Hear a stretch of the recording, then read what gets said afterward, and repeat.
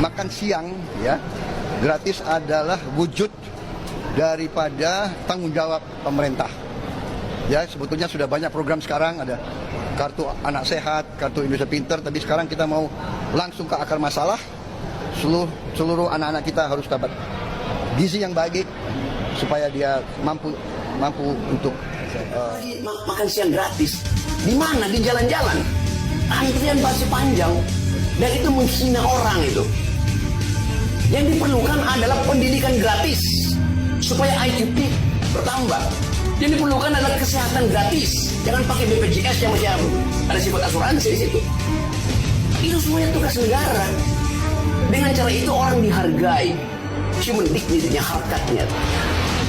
Kasih dia pekerjaan supaya dia bangga bahwa dia bekerja, bukan begini pada pemerintah. Semakin orang dikasih gratis, semakin mentalnya jatuh. Dia nggak ada harga diri. ini bukan makan siang gratis ya. Bukan, Saya mau luruskan itu. Ini makanan gratis karena termasuk sarapan untuk anak-anak. Ya. Kalau nunggu makan siang kan terlalu lama, jadi harus makan pagi. Ya kan? Aduh, siapa nih yang bohong? Anak buah sudah tidak sinkron lagi. Dulu-dulu nih kalau menteri nih dipecat udah ini. Dikatakan bahwa ada revisi setelah kami teliti. Jadi selama ini dengan koalisi yang begitu besar, apa yang telah diteliti selama berbulan-bulan? Assalamualaikum warahmatullahi wabarakatuh. Kembali lagi di channel Prayoga Muhammad. Kita akan bahas lagi makan siang gratis yang sepertinya benar-benar akan diganti dengan sarapan. Di mana statement dari adik Prabowo yang mengatakan makan siang gratis akan diganti dengan makanan bergizi di pagi hari, yaitu sarapan. Nah, yang kedua juga ada perbedaan statement antara Pak Prabowo dan juga Gibran Raka Buming Raka. Lalu bagaimanakah ini semua akan terjadi dan bagaimana kekecewaan dari sang pemilih? Oke teman-teman semua, langsung saja kita lihat videonya. Pertama adalah makanan gratis. Makan. Ini bukan makan siang gratis ya. Saya mau luruskan itu. Ini makanan gratis karena termasuk sarapan untuk anak-anak. Ya. Sarapan untuk anak-anak. Kenapa? Karena menurut data pemerintah kita saat ini, ternyata dari semua anak sekolah di Indonesia, 41% masuk sekolah tiap pagi, tahun ajaran tiap pagi, dengan perut kosong. Waduh. Itu berarti 18 juta anak masuk sekolah tiap hari lapar. Wong ngomong mencla-mencli saenake udeli dhewe. Omongane gedabrus. Orang tua mana yang tega mengantar anaknya sekolah dengan keadaan anaknya belum makan alias belum sarapan, kelaparan? Sepertinya sih tidak ada ya orang tua yang tega ya. Bagaimanapun caranya orang tua pasti akan memberikan makan anaknya agar anaknya mampu atau kuat untuk berangkat ke sekolah. Ya, tapi ya tidak tahu juga ya kalau memang benar-benar ada datanya. Oke teman-teman semua, kita lanjut lagi ke videonya. Program makan siang gratis anggarannya memang besar, tapi jangan dianggap sebagai pengeluaran atau untuk menghabiskan anggarannya, tapi kita lihat sebagai investasi. Iya, saya ingin sedikit koreksi ya. Setelah kita pelajari, ternyata istilah tepat itu adalah makan bergizi gratis untuk anak-anak. Itu lengkapnya ya. Karena kalau anak sekolah dasar umpamanya masuk pagi, dia kalau nunggu makan siang kan terlalu lama. Jadi harus makan pagi. Ya kan? Aduh, siapa nih yang bohong? Anak buah sudah tidak sinkron lagi. Dulu-dulu nih kalau menteri nih dipecat udah ini. Ini sudah tidak sinkron lagi nih. Kira-kira Presiden Jokowi mencat siapa ya? Bohongnya minta ampun. Aduh, sinkronnya nggak sinkronnya ini minta ampun. Aduh. Merubahnya menjadi makan bergizi gratis. Menurut saya perubahan nomenklatur dari makan siang gratis ke makan gratis yang bergizi atau makan bergizi yang gratis adalah perubahan yang menunjukkan ketidakmampuan intelek dari para pemimpin. Intelek yang mungkin saja mereka membutuhkan makan siang gratis, makan yang bergizi, agar mereka bisa menaikkan IQ mereka terlebih dahulu sebelum berusaha menaikkan IQ rakyat dengan cara memberi makanan bergizi, karena ini adalah statement yang blunder. Dikatakan bahwa ada revisi setelah kami teliti. Jadi selama ini dengan koalisi yang begitu besar, apa yang telah diteliti selama berbulan-bulan, selama debat capres yang katanya menggunakan konsultan dari Filipina yang memegang kemenangan Presiden Filipina bom-bom itu, apa yang dibahas selama berbulan-bulan itu? Karena artinya makan siang gratis yang awal itu terbukti tidak bergizi. Dengan alasan kita ini harus turunin standar dengan sarapan yang bergizi. Artinya program pertama itu kurang bergizi. Tapi justru sekarang dengan sarapan itu harus lebih bergizi. Ini adalah permainan kata-kata yang seolah-olah mau selamatan diri, seolah-olah bijaksana, seolah-olah peduli. Sebenarnya adalah murni culas. Karena ini adalah tujuannya murni untuk mengecilkan porsi, yaitu sarapan. Sarapan bergizi itu biasanya kita tuh makan di hotel bintang 5, di mana ada buffet prasmanan yang sangat banyak. Tapi itu pun tidak ada manusia yang sanggup makan setiap hari buffet sarapan. Paling kalau kita itu ke hotel 3 bulan sekali, 6 bulan sekali, kita aji mumpung makan buffet sebanyak mungkin.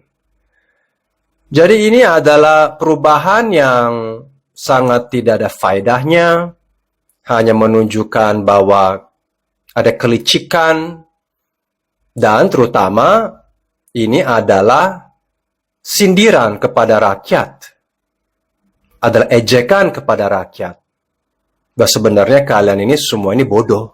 Rakyat. Oh rakyat bodoh banget. Kalian mau percaya program kami makan siang gratis.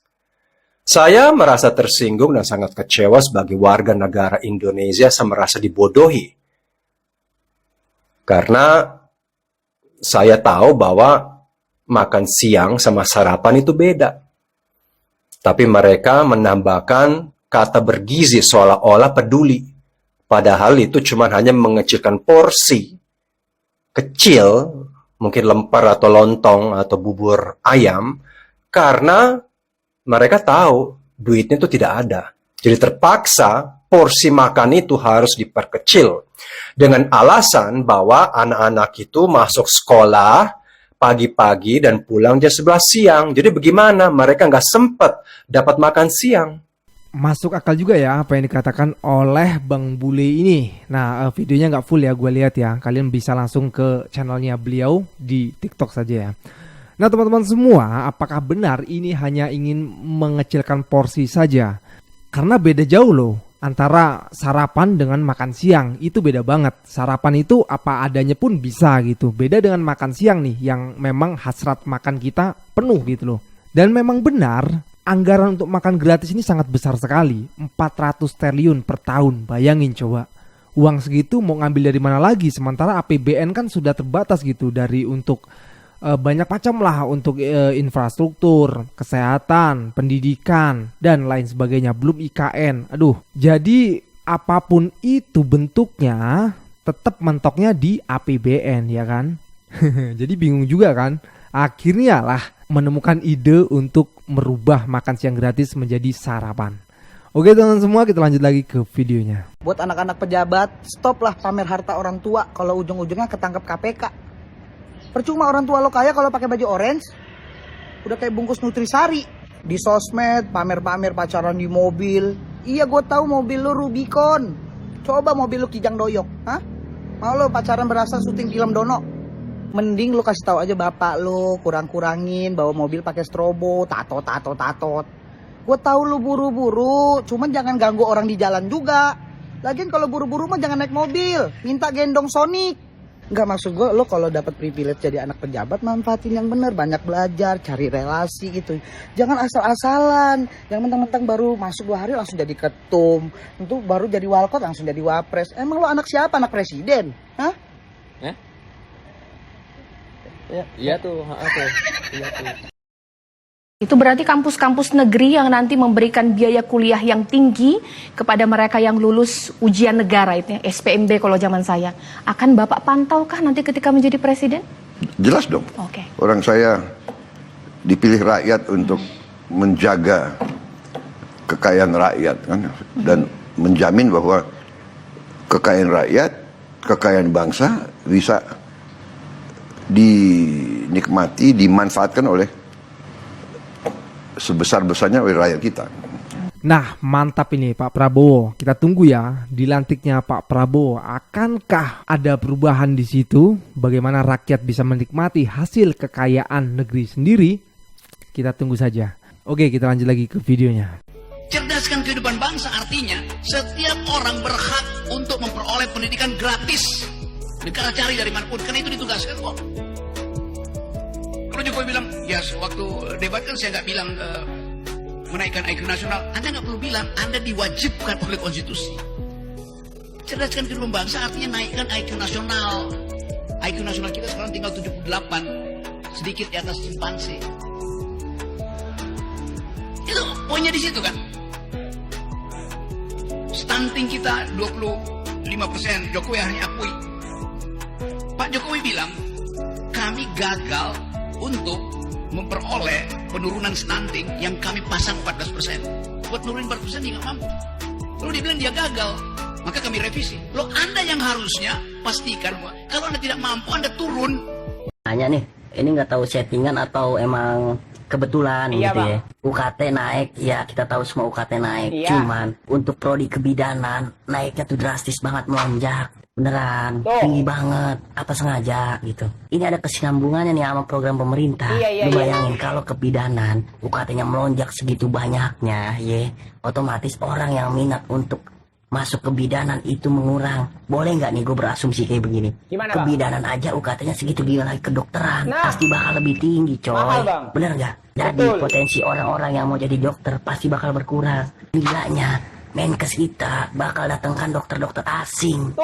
Ini kebetulan apa emang sengaja kayak begini gitu. Sampai dokter aja impor, bahan pangan aja. Sampai segala cabai, bawang impor dari Singapura. Yang negaranya nggak lebih besar dari Kalimantan. Yang hutan aja di sana nggak ada. Kita negara yang lahannya luas, subur, makmur. Impor yang begitu aja dari Singapura. Guys, ini menakutkan dan bahaya banget ini. Kalau sampai kebijakan student loan atau pinjol dari pemerintah untuk mahasiswa sampai gol, bagi gue ini cuma memvalidasi kalau pemerintah pengen rakyatnya terus bodoh supaya bisa dikibul-kibulin terus. Jadi belakangan panas lagi nih usulan dari pemerintah tentang student loan. Mulai dari Sri Mulyani, Menteri Keuangan, pejabat-pejabat OJK, Menteri Pendidikan Nadiem Makarim, sampai bank-bank yang ada di Indonesia. Semuanya pada kompak. Ditambah udah ada buzzer dan penggiringan opini bahwa biaya pendidikan tinggi yang semakin mahal, solusinya adalah student loan. Gila, ini TSM banget ini propagandanya. Coba kita bahas ya, apa itu student loan dan kenapa ini berbahaya dan harus ditolak. Kalau kata Cambridge Dictionary, intinya adalah skema pembayaran dari mahasiswa boleh minjem uang ke bank untuk bayar kuliah. Dan nantinya kalau mereka lulus harus balikin uang itu ke bank dan tentu aja ada bunga cicilan bank. Dan ini kan sebenarnya pinjol aja definisi sederhananya. Negara-negara kayak Amerika Serikat, Kanada, Australia, Inggris udah menerapkan duluan nih kebijakan student loan. Dan kebijakan ini terbukti kebijakan yang gagal dan juga tidak adil. Dan kalau udah ada kebijakan yang keliru, kenapa pemerintah kita harus mencontoh kebijakan kayak gitu? Aneh banget.